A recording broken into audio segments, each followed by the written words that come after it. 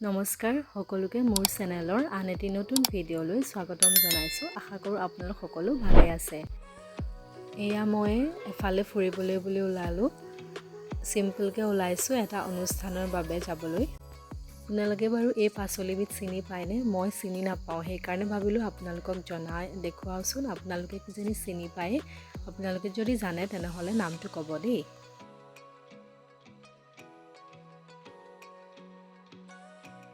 আৰু এতিয়া মই বনাবলৈ লৈছোঁ হাঁহৰ মাংস। মই তেলতে পিঁয়াজ, তেজপাত এইখিনি দি দিছোঁ। পিঁয়াজ আৰু তেজপাত দি অলপ সময় ভাজি লৈছোঁ আৰু ভজাৰ পাছতে মই ইয়াত দিছোঁ অকণমান হালধি আৰু হালধি দি পুনৰ লৰাই দিছোঁ।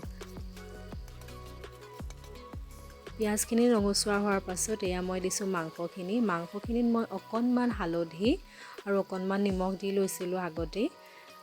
আৰু মাংসখিনি দি লৈ মই এতিয়া ধুনীয়াকৈ গোটেইখিনি লৰাই দিছোঁ আৰু অলপ সময় মাংসখিনি এনেধৰণে ভাজি থাকিম।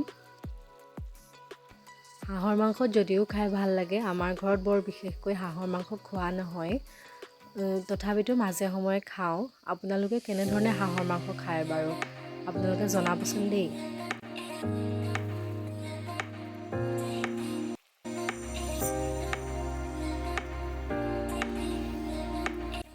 এতিয়া মাংসখিনিৰ অকণমান কালাৰটো চেঞ্জ হৈছে আৰু মাংসৰ পৰা তেলো ওলাই আহিছে। আপোনালোকে দেখিছেনে?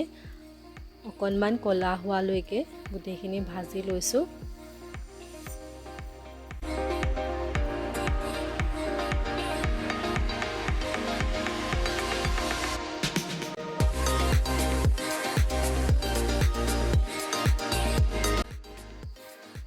এনেধৰণে গোটেইখিনি অলপ সময় ভাজি ল'লোঁ।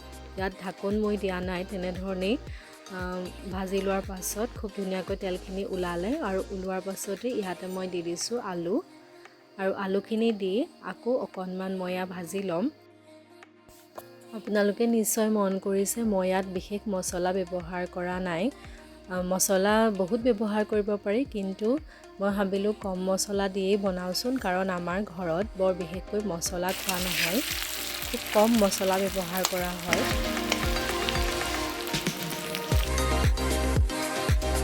এনেদৰে আলুখিনিও ৰঙচুৱা হ'ল আৰু এতিয়া মই ইয়াতে দি দিছোঁ অকণমান তিলৰ গুড়ি। তিলখিনি ভাজি লৈ সেয়া মই খুন্দি ল'লোঁ আৰু ইয়াত দি দিছোঁ। বৰ বেছি তিলো দিয়া নাই।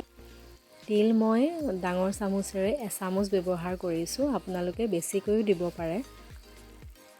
আৰু তিলখিনি দিয়াৰ পাছত এনেধৰণে আকৌ গোটেইখিনি মই লৰাই লৈছোঁ।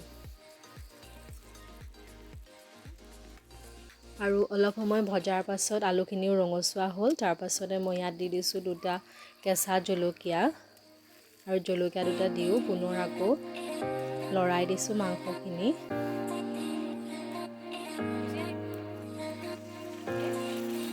আৰু মাংসখিনি প্ৰায় ভাজি হৈ গৈছে আৰু ইয়াৰ তেলখিনি ওলাই আহিছে। তাৰ পাছতে মই ইয়াত দিছোঁ গৰম পানী আৰু গৰম পানী দিয়াৰ পাছত ইয়াত মই অকণমান জলকীয়া গুড়ি দিছোঁ, বৰ বেছিকৈ দিয়া নাই।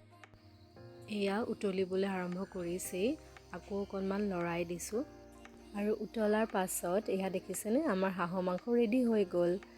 আশা কৰোঁ আপোনালোকে ভিডিঅ'টো চাই ভাল পালে।